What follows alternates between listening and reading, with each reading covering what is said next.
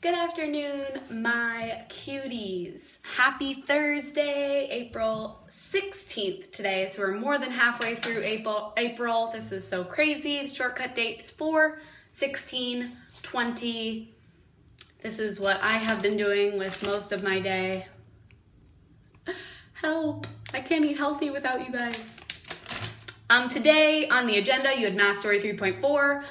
You had workbook pages 38 and 39, as well as math facts. Remember, Math Monster Playground is a great option for you to practice, just a few minutes a day. You had ELA work. You had to read the Cleopatra passage and complete everything from 100 through page 105, a little bit of science and social studies action, and a quick response on your ELA having to do with a treasure map. So the quick responses are after the Xeroxed in passages. So remember, we have our Rath book, our Ready Math book that we did a lot of work in.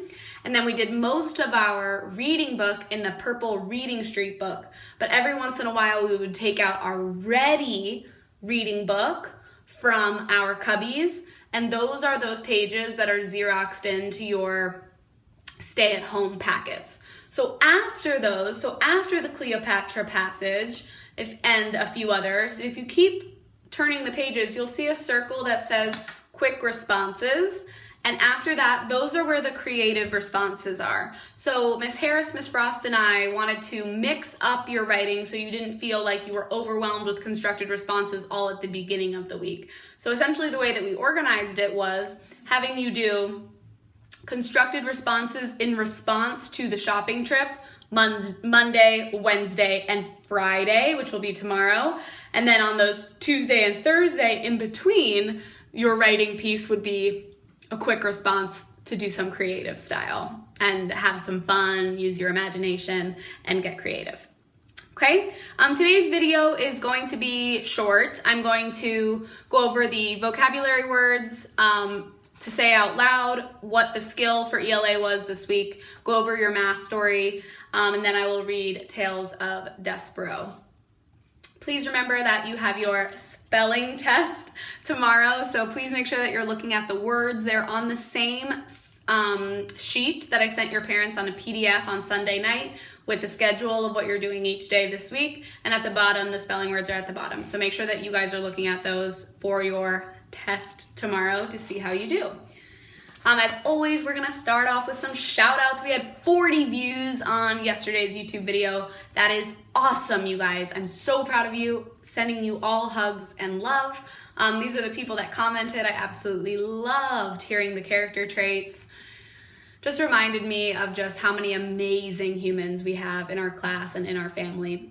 These are the people I want to shout out for either commenting and or communicating with me that they completed yesterday's work. So congratulations to Ahmed, Serena, Cody, Lexi, Fernanda, Sage, London, Siraj, Samuel, Carter, Monica, Braylon, and Audrey. Give yourself a pat on the back.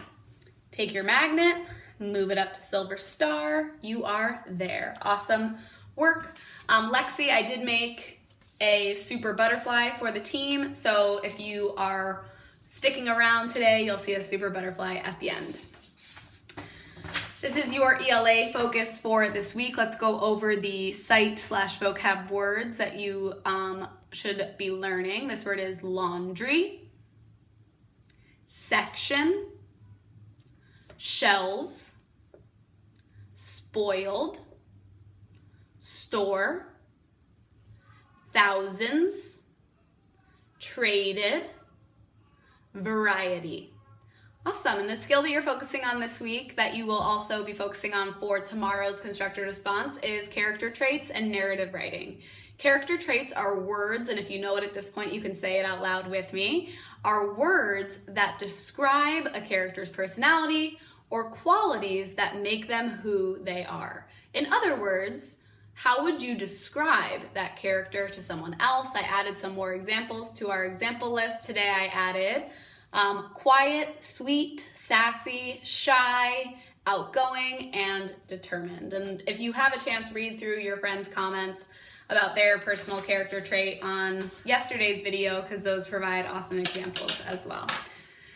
Today, you had 3.4 for math stories. Please remember, I noted in my video on Monday that there is no 3.5. So technically tomorrow on your schedule, it says finish math story 3.5. Instead, you'll go directly to 3.6 and complete 3.6 tomorrow instead.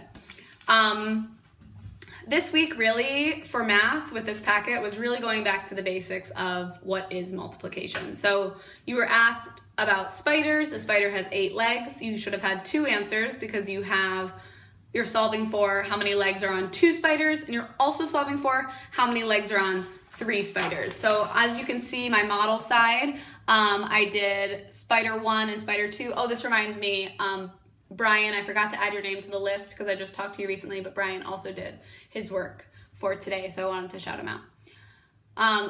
And then I counted by ones on my model just because I had the time and it was fun and I thought it looked pretty, writing a number on each leg. So I knew that 2 spiders have a total of 16 legs, but I also know that in relation to multiplication, which is the topic 1 of your stay-at-home packet for math, is that there's 2 groups and each group has 8 legs on each group, equaling a total of 16 legs. And on the bottom here, some of you may have drawn out 3 brand new spiders, and that's totally fine for your model if that's what you wanted to do. However, a more efficient and time-wise strategy would have been to use your 2 at the top and just add a 3rd in addition to the bottom. Then I started counting. I had 16, 17, 18, 19, 20, 21, 22, 23, 24, and I also know that 3 groups of 8, so there's 1, 2, 3 groups, 8 in each group equals a total of 24 total legs. At the bottom, I had 2 answers, 16 legs, 24 legs, 2 groups of 8, and 3 groups of 8. So I know that was really fast. If you wrote a response to the treasure map, please send me copies. I would love to see what you guys wrote. Otherwise, let's get comfy for Tales of Despero, and at the end I will show you the super butterfly. So Tales of Despero is getting just absolutely insane. Chapter 38 is called To the Dungeon. The strange threesome made their way down the golden stairs of the castle. The princess and Mig walked side by side, and Roskaro hid himself in the pocket of Mig's apron and pointed the sharp tip of the knife at the princess's back. And together they went down, down, down. The princess was led to her fate as around her everyone slept.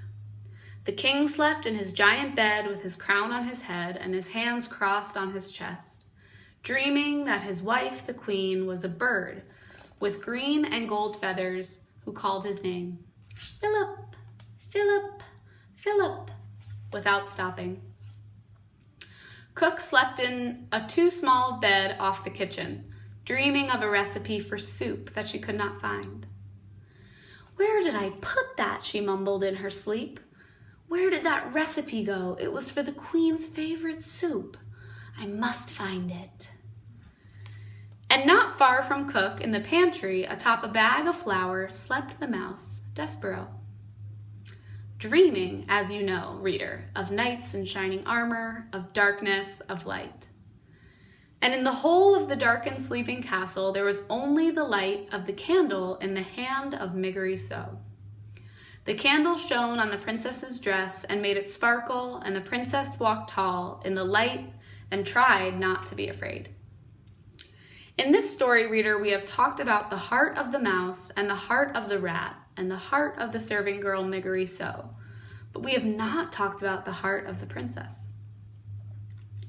Like most hearts, it was complicated, shaded with dark and dappled with light. The dark things in the princess's heart were these: a very small, very hot, burning coal of hatred for the rat who was responsible for her mother's death. And the other darkness was a tremendous sorrow, a deep sadness that her mother was dead and that the princess could now only talk to her in her dreams. And what of the light in the princess's heart? Reader, I am pleased to tell you that the P was a kind person. And perhaps more important, she was empathetic. Do you know what it means to be empathetic? Well, I will tell you. It means that when you are being forcibly taken to a dungeon, when you have a knife pointed at your back and you're trying to be brave, you are able still to think for a moment of the person who is holding the knife. You're able to think, oh, poor Meg. She wants to be a princess so badly that she thinks this is the way? Poor, poor Meg. What must it be like to want something so desperately? That, reader, the way that the Princess P thinks is empathy. And now you have a small map of the princess's heart. Hatred, sorrow, kindness, empathy. The heart that she carried inside her as she went down to the golden stairs and through the kitchen. And finally, just as the sky outside the castle began to lighten, down into the dark of the dungeon with the rat and the serving girl. So all we really got in that chapter was the princess walking down the stairs of the dungeon. But I wanted to give you guys a quick video today just because you've been doing so amazing, and I wanted to give you a little extra opportunity to practice your math facts, and I know that you also had science and a long passage today. So I intentionally made this short. I love and miss you all. And I hope that you have a wonderful rest of your day, and study those spelling words because we're doing our test tomorrow.